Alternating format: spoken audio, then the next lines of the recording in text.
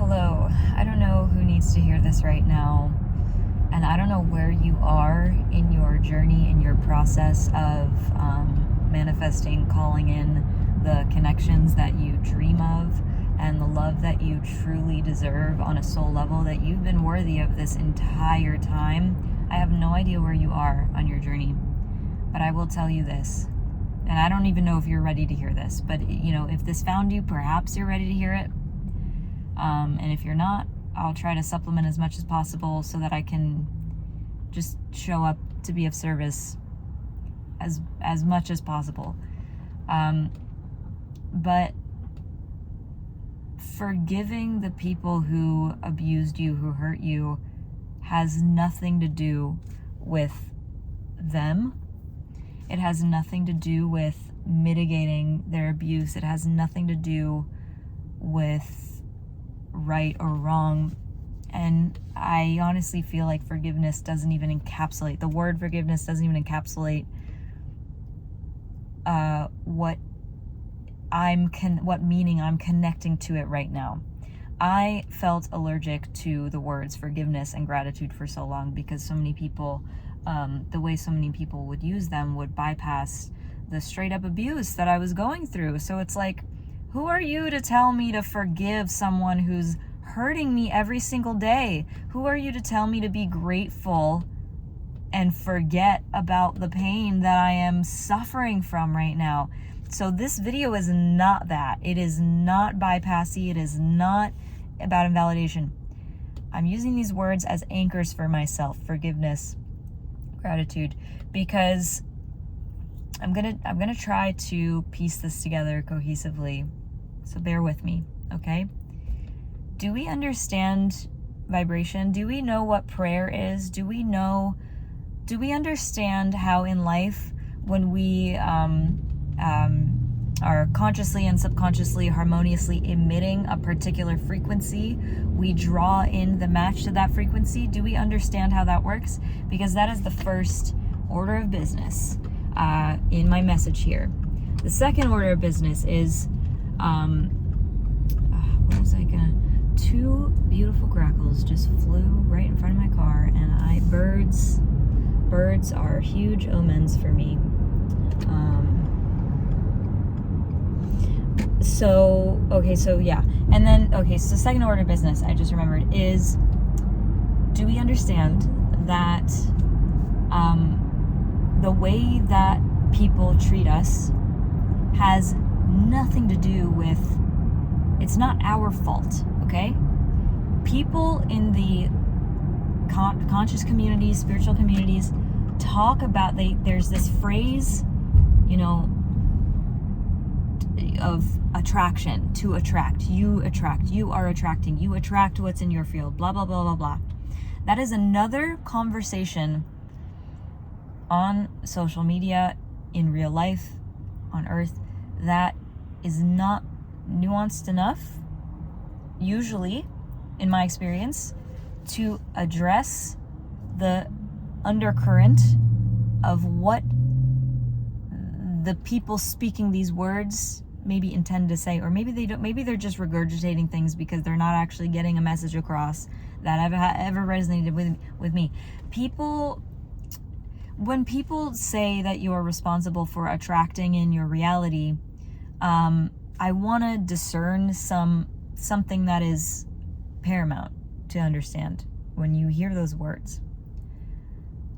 I suffered from abuse.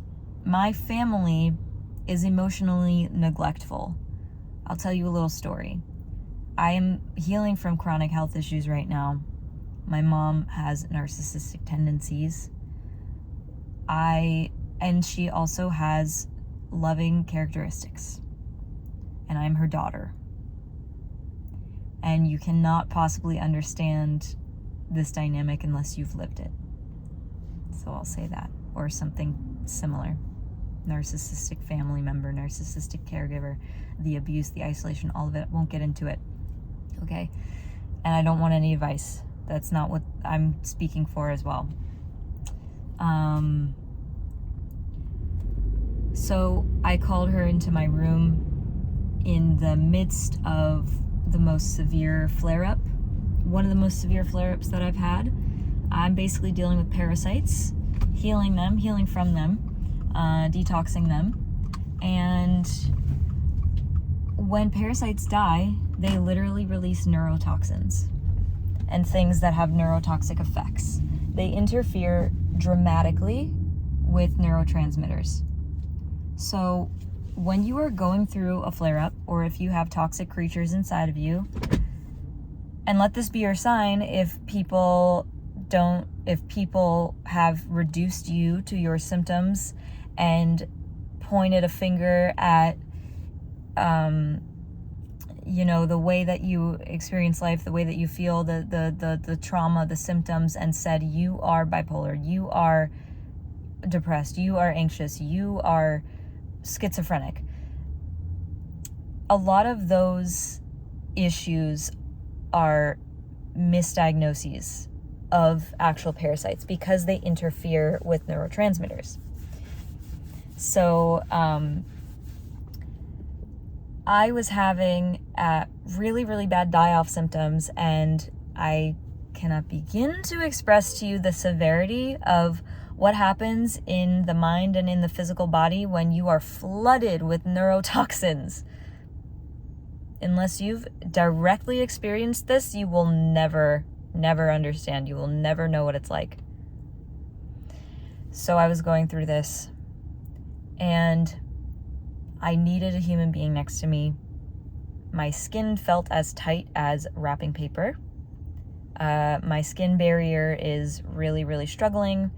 I had been, the last couple of nights, my skin, when I laid in bed at night, would be covered with a film of like plasma, because the skin is a detox organ. So when our pathways of elimination, the liver, kidneys, bile flow, when those things are backed up and overloaded, the excess toxins get pushed out through the lungs, the skin, and they impact immunity.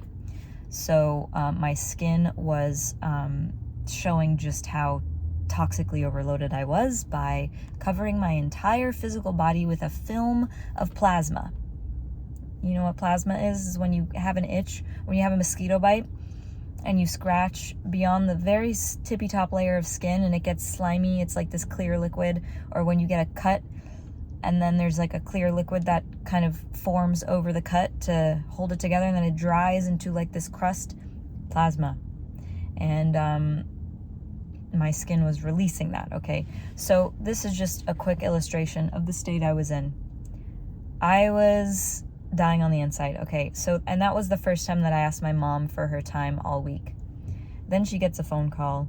She said she needed to answer the phone.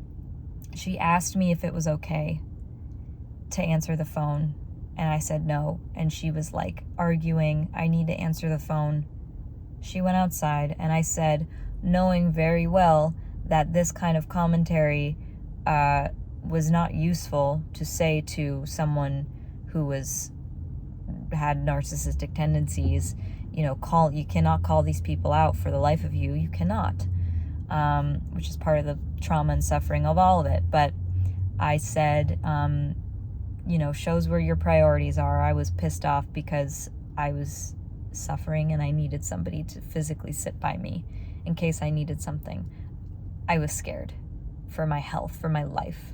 I have been at the edge of my capacity to function for months, on and off in waves. This is just a part of the detox process.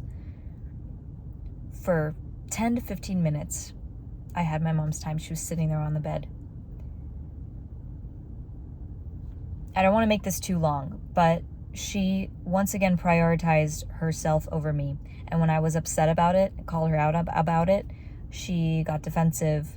She said things like, why can't you ever just, respect me and understand that I have needs too?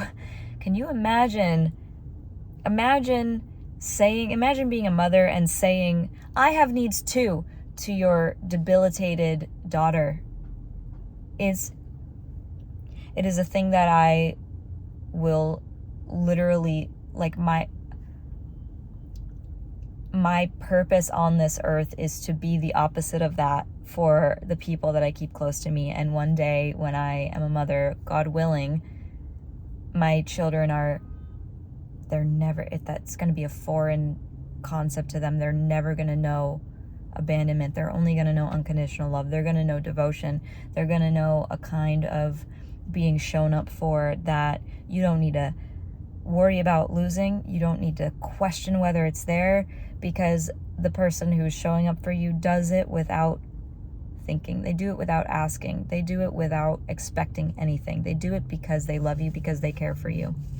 And because I was raised by a mother who wasn't capable of providing me that unconditional love for my entire life, I have fought these subconscious beliefs, demons, traumas that up until now have dictated the kinds of relationships that I attracted and that I drew in subconsciously.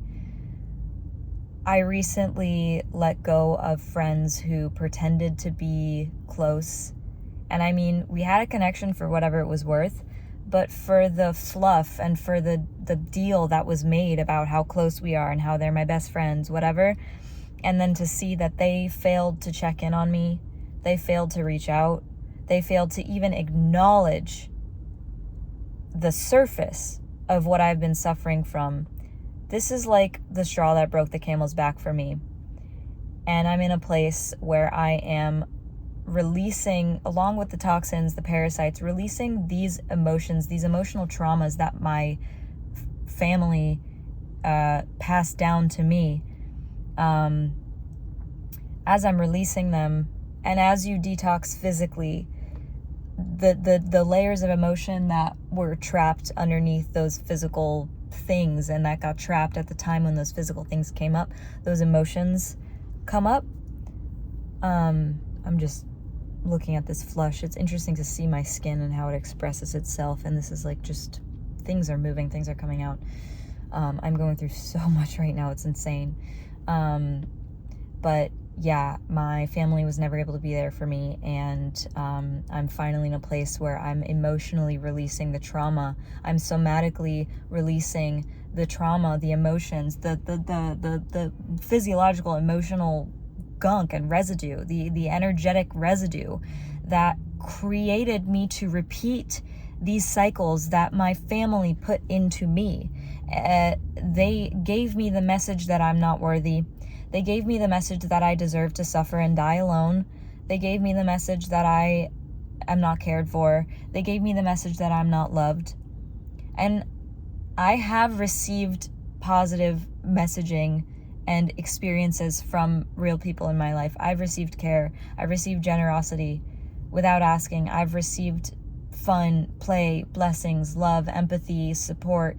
I've received what I've needed and, from people here and there throughout my life journey. But the difference now, and why I'm ready to share this message with you, and why you're here still because you're ready to hear it, is because you are on the precipice of releasing the causality of your continual attracting the circumstances, the relationships, the conditions that perpetuate these core beliefs that you're not worth being loved. I believe that God places desires and longings in our soul for a reason. Even if what we want, aka a happy, fulfilling, blissful fairy tale marriage and children, is not something that we've ever had any example of in our lives. We were not shown the example. We had no leaders in our lives for those things. We had to seek them out, and we had to believe in them, because once upon a time we had a desire, we felt a connection, and we felt, oh my God, this is sparking something in my soul. There's more to this. I want more. I crave more. I know more for myself. You who I'm talking to right now are somebody who knows more for yourself than your family, than the abusers were ever able to show you. And you are finally releasing the emotions. My throat feels so clear and open right now, and my heart feels so open right now, almost in an unfamiliar way. And that's because I'm clearing, you're clearing, we are clearing the emotional, energetic impressions that have created over and over cyclically, the abusive relationships, the unreliable friends, the non-committal lovers, the selfish friends and lovers, all these kinds of things. We're letting go of that, and we're calling in more. And this, you have been through the dark night of the soul. You might be going through it now, and you're seeing this because it's in your field, it's in your energy, it's coming. You are finally, you are not still here if you are not vibrationally aligned. And you might be here for whatever reason, I don't fucking know, but you are not resonating with this message in vain. You're resonating with this message because you, like me right now, are in a place where you're finally releasing some of the biggest blockages to your blessings that have ever been existing. And the reason that you are put through this is not a reflection of your worth or your value, even though maybe no one has been able to recognize that, okay, at the times when you needed it most. The reason that God put this shit in your body to work out is because He saw your value. He understood that your spirit, the strength of your soul, is greater than the people who came before you, who put that shit on you. You are stronger and more spiritually resilient than maybe anybody has ever been able to see or acknowledge in your life, in your presence, in your person. But you never gave up on yourself. You never lost faith. You never stopped believing in God. You pushed through things that would make people feel like they wanted to kill themselves and die over and over and over. You have crossed multiple thresholds of suffering that most people cannot even wrap their minds around. Most people have no reference point for this. You already know what it feels like to be alone. You already know what it feels like to let go of the people, the places, the things that don't serve you. So this next phase of isolation and loneliness is going to become more comfortable for you because you're already comfortable with the loneliness. You're already good at letting things go. And this is the final blockage, the final dam that's opening up before the floodgates of your blessings and the future and the life that you've always imagined for yourself shows up. That's what I have for you. Please leave a comment. Let me know if this is for you. I mean, you don't even need to do that, honestly. But I hope that this helped. And I know that this is going to reach the right people and help the right people and be like a flag, a marker of encouragement. You made it this far. There's no going back. And I'll see you on the other side.